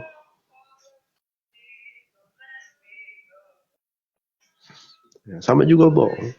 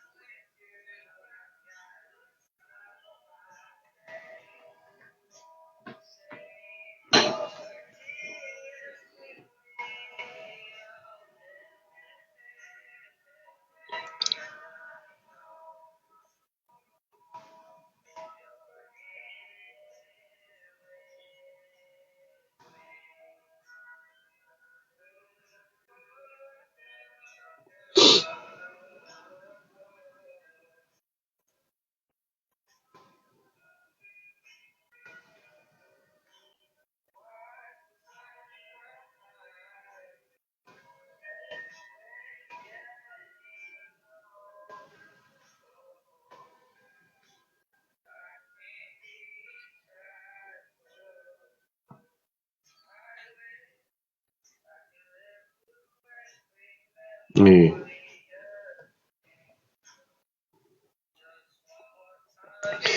Jadi keajaiban itu sebenarnya bukan sebuah hal yang langka. Tapi keajaiban itu adalah frekuensi.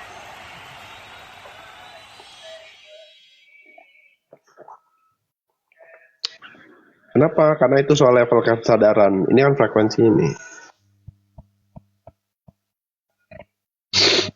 Level kesadarannya. Pencerahan makin dekat sama yang namanya sang pencipta. Atau sumber. Sang sumber. sumber dari segala sumber. Nah, kalau level kesadaran kamu makin dekat sama yang sang sumber, pasti di keajaiban itu hal yang biasa. Sinkronitas itu biasa. Nah, level kesadarannya di mana? Apa masih di keinginan, hasrat? Apakah udah penerimaan? Apakah sudah self love? Apakah sudah unconditional love? Apakah sudah oneness? Atau dia sudah enlightenment? Ini udah pasti dekat sama sang sumber. Gitu.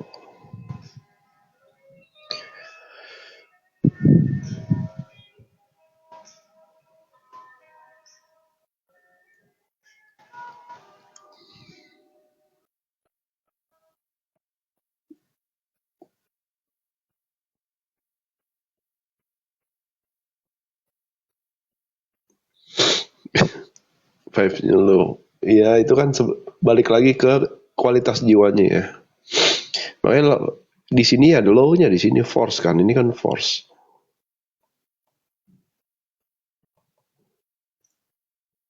Gitu loh. Makanya kan keberlimpahan itu bukan soal nilai materi, tetapi soal mentalnya. Kalau duitnya banyak tapi dia ketakutan, kemungkinan dia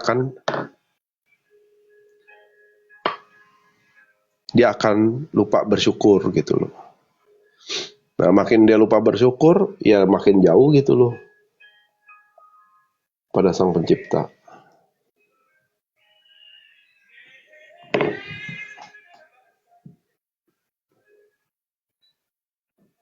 Materi mah balik lagi ke ini, ke tabungan karma kamu gitu loh.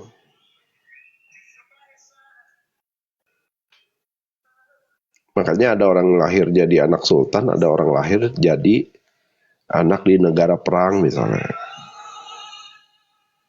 Ya itu kan nggak ada yang, itu kan bukan kebetulan. Itu secara sistem memang begitu.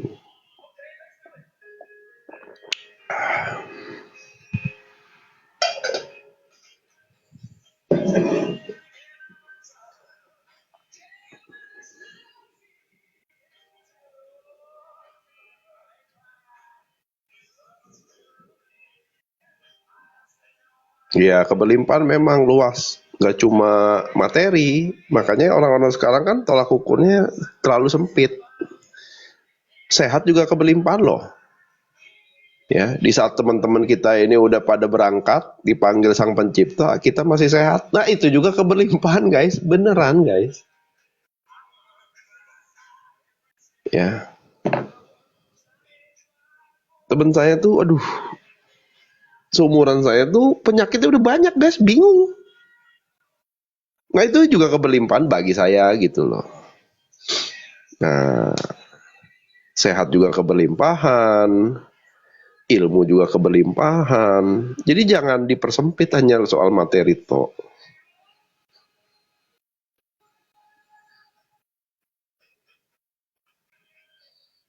Apalagi kesehatan, ilmu, keluarga juga ya keberlimpahan loh. Keluarga yang support gitu, itu keberlimpahan loh. Ya. Kayak gini, pasangan yang mendukung misalnya, ya kayak istri Cohen kan mendukung, paham dia, walaupun dia masih resisten untuk belajar kesadaran, tapi nggak apa-apa, saya nggak maksa, nggak pernah maksa saya, gitu loh, ya. Nah itu juga keberlimpahan bagi Cohen gitu.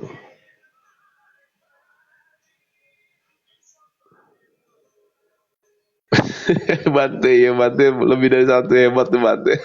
Berlimpah.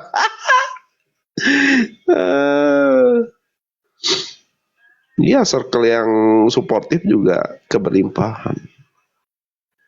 Ya. Jadi di setiap level kesadaran tuh sudah ada circle-nya masing-masing.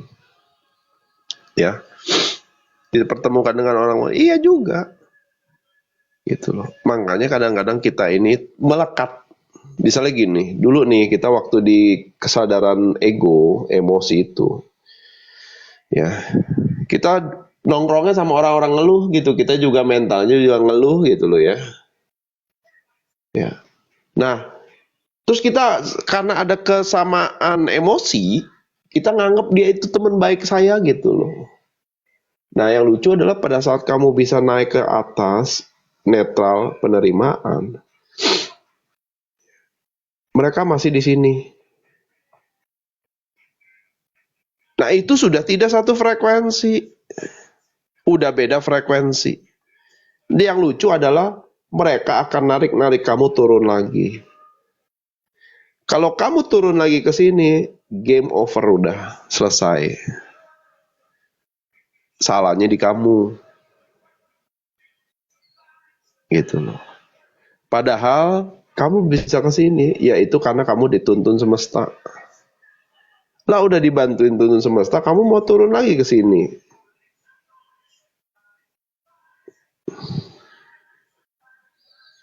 Nah, makanya disitulah kamu tuh downgrade namanya. Turun kasta. Karena kamu mikir, enggak, saya nih itu teman saya. Kalau teman kamu, dia akan nanya, gimana kamu bisa ke sini?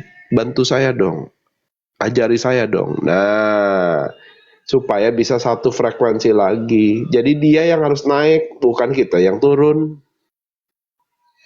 Kenapa? Kamu akan bertemu dengan orang-orang baru yang satu frekuensi. Ya. Kalau kamu turun lagi, siaplah muter-muter, ngulang lagi, ketemu orang-orang yang ngeluh-ngeluh lagi gitu.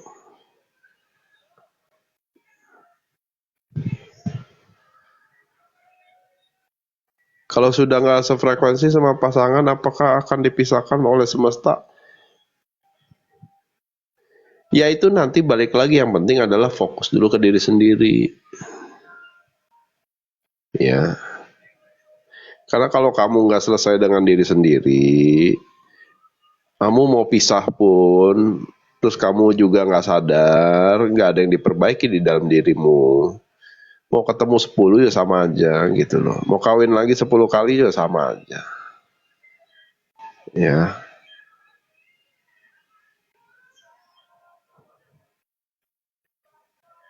bisa nggak nerima gitu.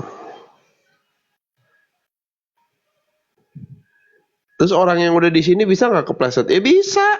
Tetapi masalahnya begitu dia kepleset ke sini, dia cepet karena dia udah pernah ngalamin jalan ke sini cepet jadinya, tahu jalannya dia.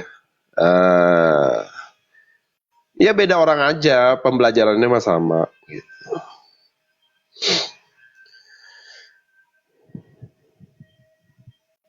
Gimana ya kok cara memaafkan orang yang nggak sadar? Ya semua sudah sempurna sesuai level kesadaran masing-masing. Jadi kamu tuh jangan berkeinginan mereka itu, ya, jangan berkeinginan mereka itu bisa memaklumi kamu. Harusnya kamu fokus ke diri sendiri aja, belajar penerimaan gitu. Kalau nggak kamu ya muter-muter situ, maju mundur gitu. Kalau pasangan masih lo gimana? Maksudnya apa kesadarannya? Ya fokus aja ke diri sendiri, atau kamu membersamai aja. Ya fokus aja ke diri sendiri supaya kamu terus naik gitu loh. Nanti kamu akan ngalamin namanya hukum. Nih hukum ini.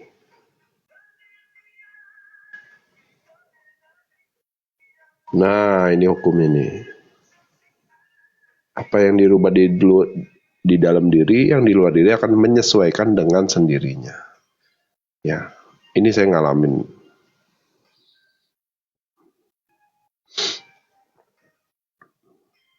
Daripada kamu ngeluh, komplain, sakit hati, ya sama lah, itu yang dipancarkan gitu loh.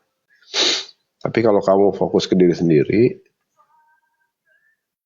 di situ nanti akan ada vibrasi yang lebih tinggi. Itulah yang akan bikin dia tuh tanya gitu, kok lu bisa berubah sih, kok lu bisa happy sih gitu.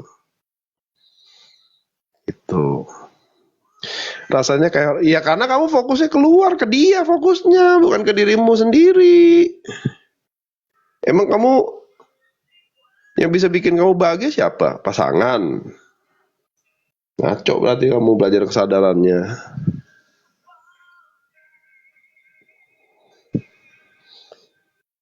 Karena makna dirimu ya adanya di dalam diri, bukan di pasangan belum berubah atau udah berubah. Realita itu netral. Dia mau berubah, dia nggak berubah, ya memang begitu adanya. Tapi bagaimana cara kamu merespon, itulah mencerminkan dirimu itu, batinmu itu, level kesadaranmu.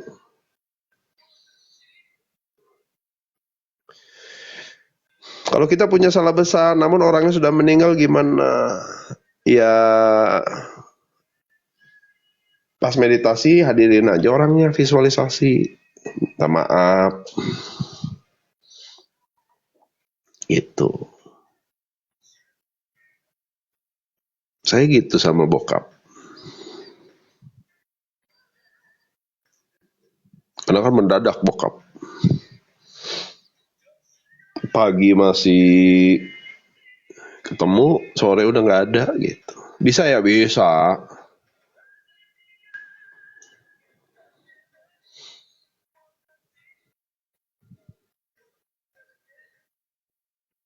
Iya, meditasinya dulu dibenerin, nanti baru main visualisasi. Kalau udah nggak ada rasa sama pasangan gimana? Ya tanya ke pasanganmu lah, jangan tanya ke saya. Gimana sih? Berarti komunikasinya yang nggak baik gitu. Harusnya mulailah komunikasi yang baik. Lah iki piye nanyanya ke saya lah, piye to? Lele.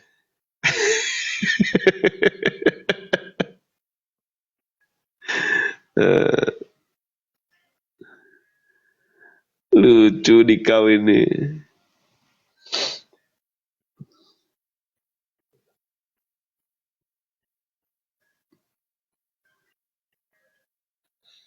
Ditanya pakai hati gitu loh. Ya jangan pakai emosi. Gitu. Bikinin kopi dulu. Say, kamu mau makan apa? Ntar aku masakin nih. Gitu. Tapi sebelum kasih makan ke dia, masakannya sebelum kasih makan ke dia, kamu cicipin asin.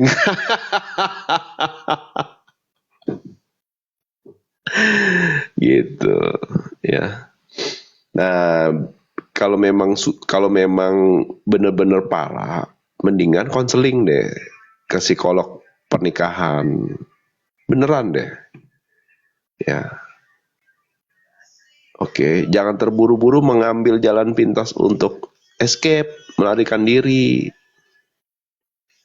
Kadang-kadang ego begitu. Lu mah nggak ada yang gue mau kabur aja udah.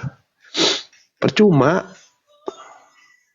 Mau kawin 10 kali lagi kalau kamu nggak selesai sama itu juga ngulang. Karena pembelajarannya di situ. Gitu, mendingan konseling gitu.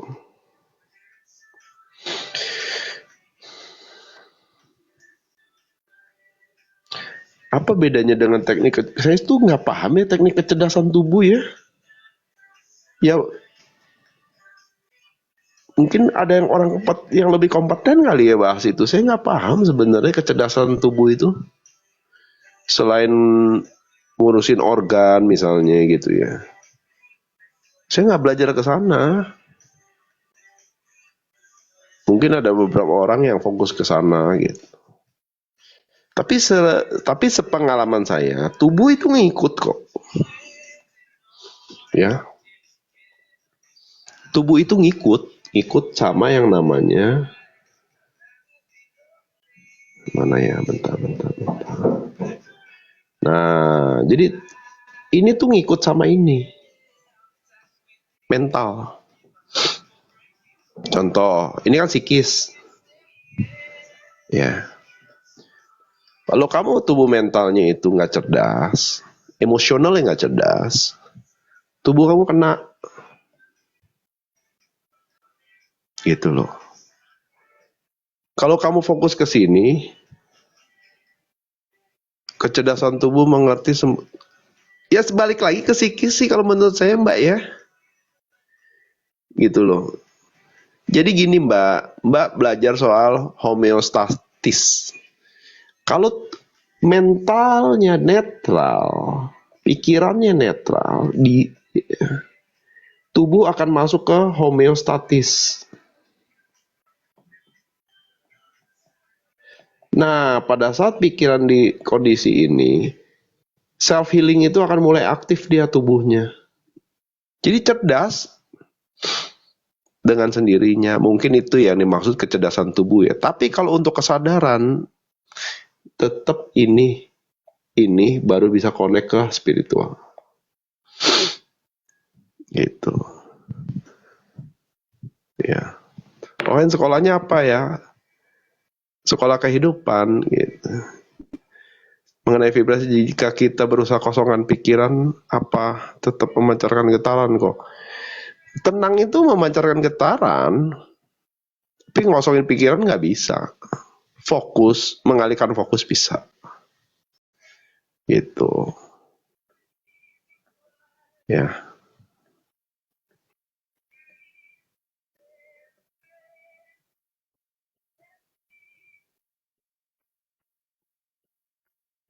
Terjebak rasa bersalah sedemikian dalam. Journaling aja dulu di jurnal. Kadang-kadang kita nih suka mengakumulasikan rasa bersalah sih. Jadi di breakdown dulu, gara-gara kenapa, sama siapa. Di breakdown dulu. Nah, satu persatu nanti coba dilampaui. Itu akan lebih mudah ya. Daripada kamu akumulasiin tiba-tiba jeber gitu kan. Nah, mending kamu breakdown lewat kontemplasi di journaling. Kira-kira apa aja? Sudah tahu penyebabnya kok, ya udah di breakdown aja. Nah, dari breakdown itu nanti prioritaskan mana yang mau diberesin dulu. Jadi sistematis jadinya. Jadi kamu nggak berat. Kadang-kadang suka dipukul rata, dia akumulasi, tiba-tiba gede gitu loh. Lah berat banget ini. Nah,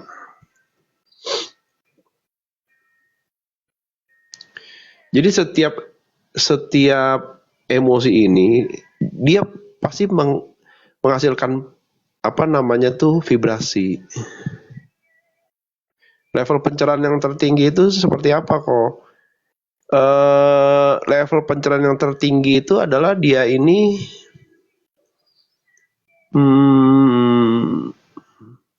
dia ini menyadari kalau dia itu adalah alat perantara bagi Tuhan, dipakai oleh ya kapanpun bisa dipakai oleh Tuhan untuk menyalurkan sifat-sifat ilahiyah, sifat-sifat Tuhan ke dualitas. Gitu.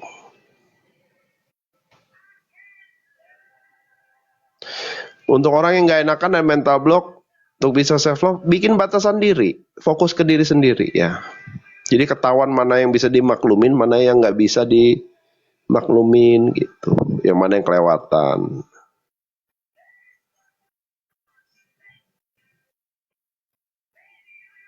Ya.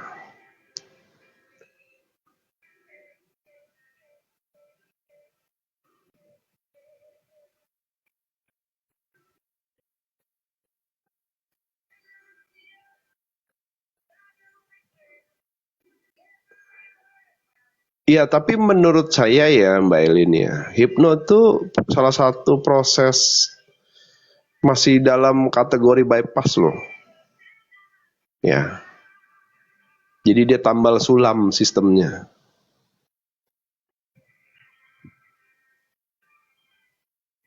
Gitu.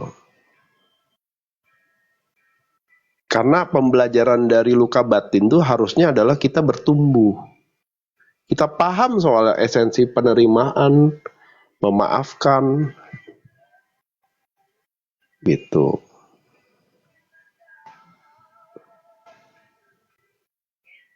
Jadi bypass menurut saya ya. Karena pada saat dia ke-trigger untuk kedua kali, wah itu lebih berat.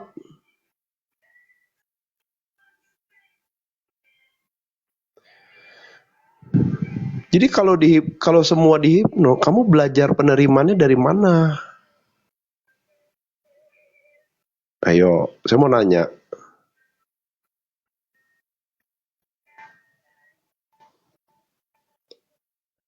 Kalau semua dibawa ke hipno, kamu belajar penerimaan dari mana? Kamu belajar memaafkan tuh dari mana gitu loh. Dimaknain ulang, di reprogramming. Tapi kalau secara realita belum berubah, gimana?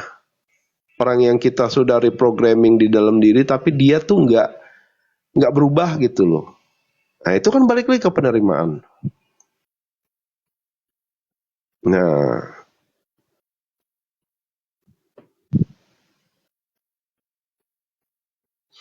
iya betul, karena dari luar, disugesti dari luar. Jadi gini ya guys. Belajar memahami soal filosofi. Aduh, jelek banget. Filosofi telur.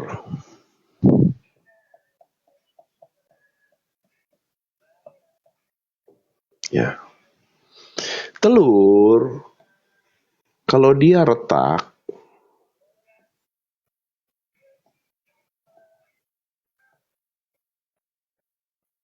ya. Kalau telur keluar dari dalam dia keluar, ini namanya kehidupan.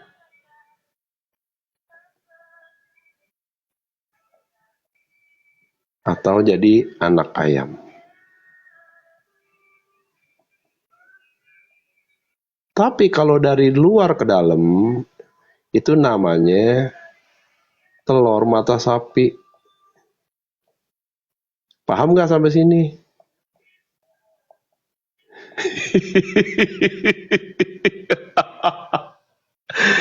Loh, ini kamu loh.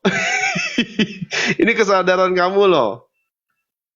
Ah, aduh. Jadi lapar. Tinggal kamu mau setengah mateng, ya kan? Mau ceplok. Nah, perbesar mau di screenshot, kocak. Ya kan? Kalau dia pecah dari dalam, itu namanya kehidupan anak ayam. Netes dari dalam. Tapi kalau dipecahin dari luar, itu namanya telur mata sapi.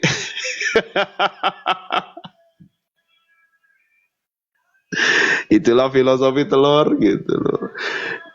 Makanya kamu tuh nggak bisa ngerubah orang guys gitu. Asal bukan. Jangan gitu dong dok. Nggak bisa pecah itu dok.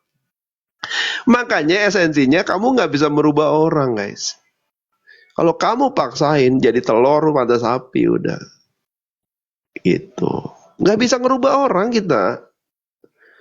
Enggak kok, dia pasangan saya harus berubah kok. Saya kan udah belajar, harus jadi belajar. Nggak bisa.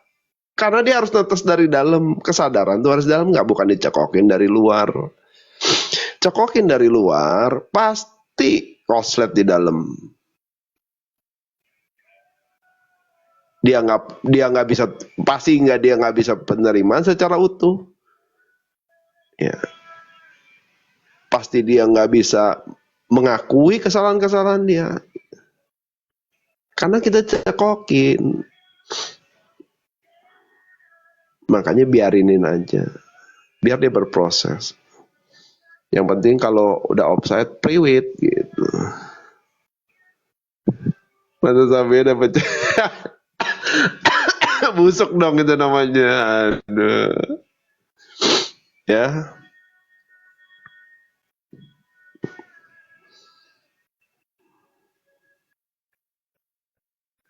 level cinta itu apa masih ada unsur kemelekatan? Sebenarnya bukan dia kemelekatannya, karena nanti pada saat dia sudah belajar soal self love, nanti dia ada proses di mana dia ini belajar untuk unconditional love, berbagi cinta di 540 tuh.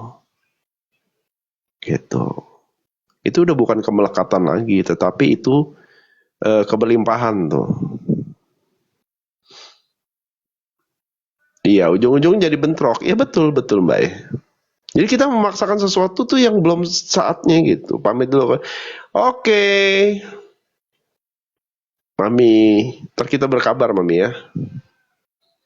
Belajar meditasi ya.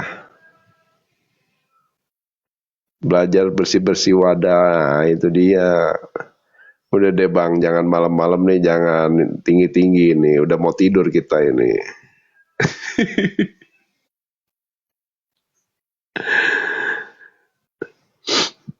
Cara memproses rasa bersalah tadi ya baru masuk ke metodologi itu letting go, nonton letting go deh. Ya. Biar langsung jalan. Iya, karena kita cuma bisa rubah diri sendiri itu. Ya.